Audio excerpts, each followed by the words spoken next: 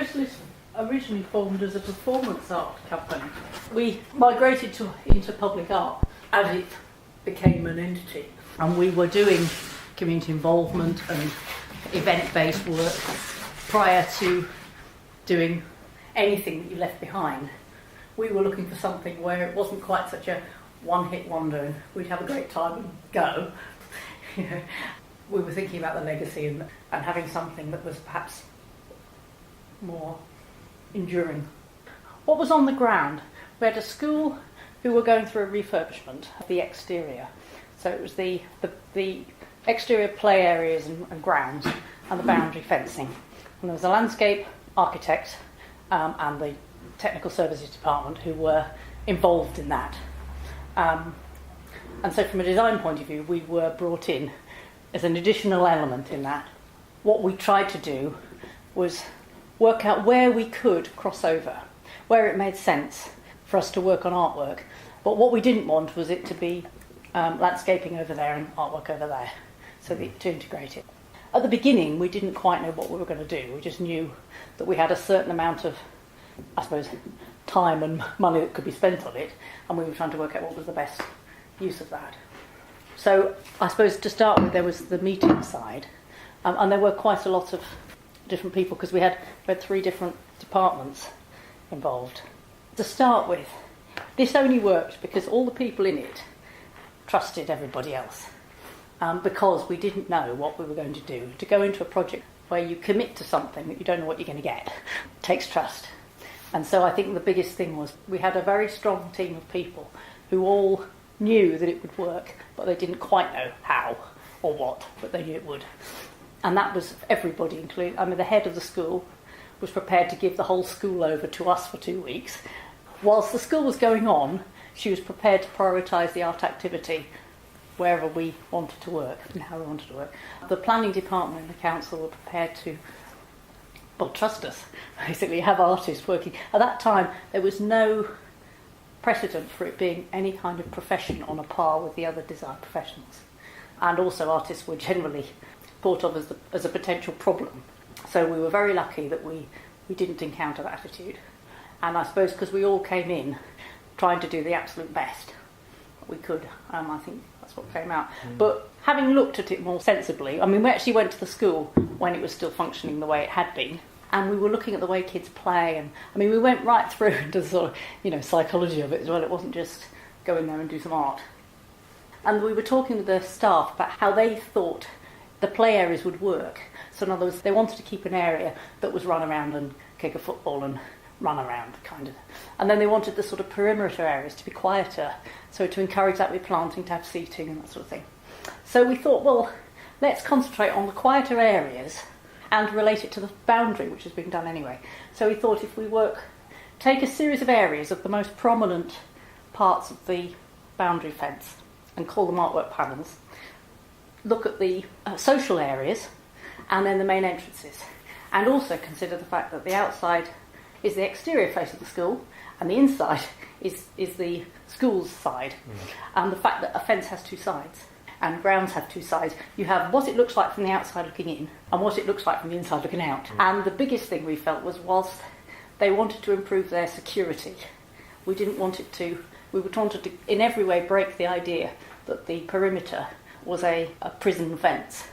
You have to have some kind of barrier, and the landscape architect, for economy and everything else, was going for a basic paling fence. So we thought, well, how can we change the paling into something which means something else?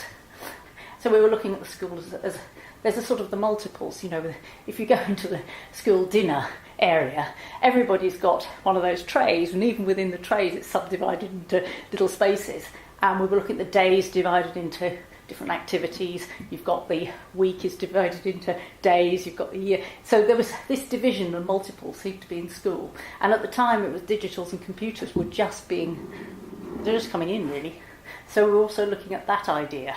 So we took the railing as something which was our canvas, and we tried to make the panels seamlessly go in with the fence so that it wasn't obvious where it started and finished. And mostly we worked with vertical pales, so on the kind of 18 special panels. Each time we've had a different sort of concept, but that was developed with spending time in the school and doing different activities. And then we also, as well as the panels, looked at doing the social areas. So we looked at seating. And of course, children outdoors don't like to sit on chairs. So we thought, right, well, what do they like to sit on?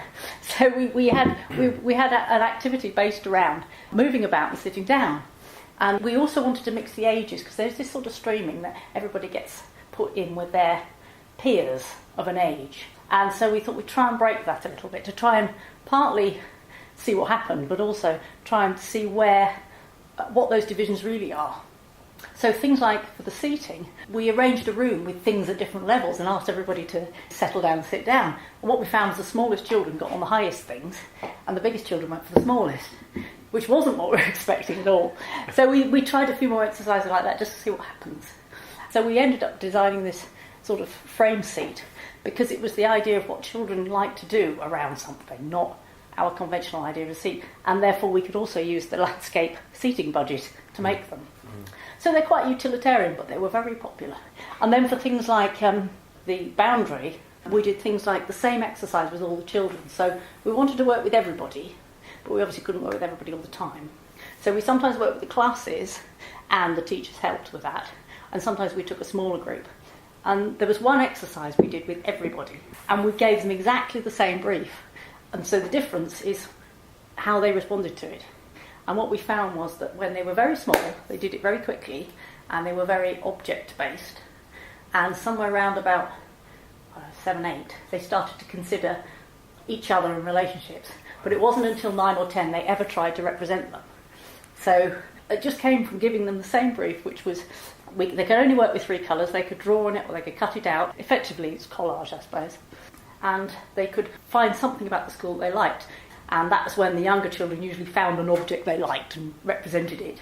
And then the older children were talking about what school meant to them. And the sort of people side of it came out. The other thing was, although the majority of this was based around the staff and the children, we also talked to quite a lot of parents, a large number of which had grown up in the area and gone to the school which was the predecessor of this one. So we did a workshop with the parents as well. So some of the work, 2 panels particularly, were based around the old school, which had stood on or very close to this site, and was a classic Victorian vertical school.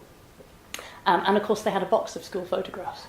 So we decided that we would represent the past even before the school, to try and again link it in. Now what was really interesting is that we ended up picking one photograph which I reproduced in steel plate, and even in the crudity of steel plate you could recognise, and the teachers were recognised, because although this looks ancient, it isn't. This photograph was probably taken in the 60s, maybe the 70s, certainly within the memories of the families. Obviously this was pre-digital. We weren't using any digital techniques with kids, but we were representing things because I think it was the era of Space Invaders and very crude pixelated pictures. So we did end up doing this, which was like their school dinners. There was one particular corner which had kids stood around in a doorway, and there was an issue with them eating. This was a time when you could eat crisps at lunchtime. I think they would put the packets in a bin, but then they'd blow out. The pigeons would get them, and there was this sort of vortex area where wind would generate, and you get this swirling. We were there for 10 days, so we did end up working with everybody in some form or other. And of course, the younger they are, the quicker they do things. And we did a lot of talking with the staff about what wouldn't be suitable. So we tried everything. Most of the work was 2-dimensional, but we did decide to make these 3-dimensional casts. So we worked in paper mache, effectively, and they were then cast. And they were cast on top of railing bars. So the children made a cast pattern of every adult in the school. So we had the dinner ladies and the staff and the local policemen and various people. So we kind of used everything. We did enamel work vitreous enamel. We're trying to think of ways that you could get kids' drawings to be permanent. So we did do this enamel technique where kids could do a drawing and then it ended up getting enamelled. So this was on the car. We had this digital car, but the car ended up with a lot of pictures on it, a lot of the kids' drawings. There it is.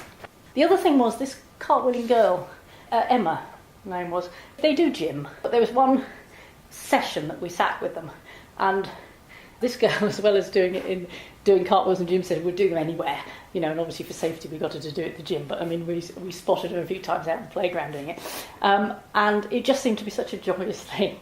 I took a photograph of her when she was doing it, and everybody knew who it was because of her obvious gymnastic abilities.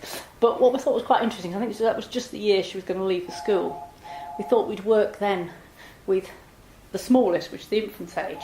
And of course, for them to tumble, what they're more likely to do is a head roll. So this whole panel came from the idea of them coming in at the infant's gate, which was just here, and going through, and this sort of effect that the children had going past the teachers through, and eventually it was then used as bars to represent the sort of movement of children through the school, coming in as infants and going out as, the eldest juniors, and the sort of skill increase and stuff. So it was quite subtle. The kind of work we were doing is always trying to break down those barriers, to stop people imagining that art is something that they can't do, or that they're not creative and that. So we tried in our language to not alienate people. We also tried to use techniques that were really accessible and to make them as recognisable as possible. So if you start work in paper and card, by the time it comes back in metal, you can still see it's your work. So to not try and take it away and clean it up, we tried to use techniques where, like casting, you get exactly what you make. Okay, it had to be technically able to be cast, but actually there's a lot of tolerance in casting if you use the right technique. We tried to represent everything that in some way was an important part of the school.